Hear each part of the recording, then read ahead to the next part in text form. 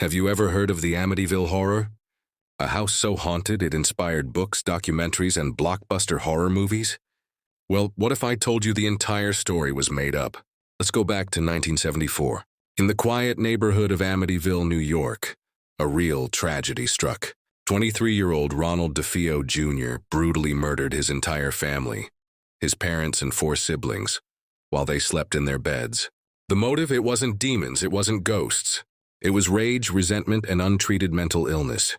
Ronald had a troubled history. He was abused by his father, addicted to heroin and LSD, and had violent outbursts. He claimed to hear voices telling him to kill, but psychiatrists later diagnosed him with antisocial personality disorder, not full-blown psychosis. He was not possessed.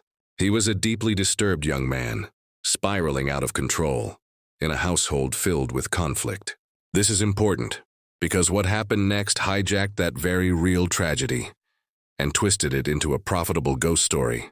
In December 1975, just a year after the murders, George and Kathy Lutz moved into the same house. They knew about the killings but decided to move in anyway. Only 28 days later, they fled, claiming the house was haunted by evil forces. They spoke of green slime, levitating furniture, cold spots, and demonic visions. The media ate it up. Books were written. In 1977, the Amityville Horror was published as a true story. And in 1979, the movie adaptation terrified millions. But soon, cracks began to show. Skeptics pointed out inconsistencies in the Lutz's claims. Neighbors reported nothing unusual. No physical evidence ever supported the haunting. And then came the twist.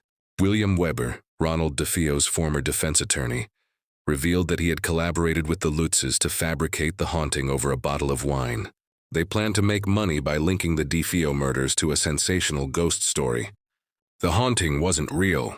The terror wasn't supernatural. The true horror was DeFeo himself, a disturbed young man failed by his family and ignored by the system.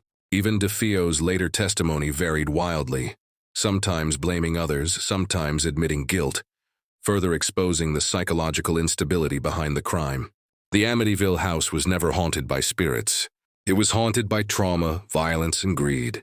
Yet the myth lived on. People wanted to believe in the haunted house. The story was too good, too scary, too profitable.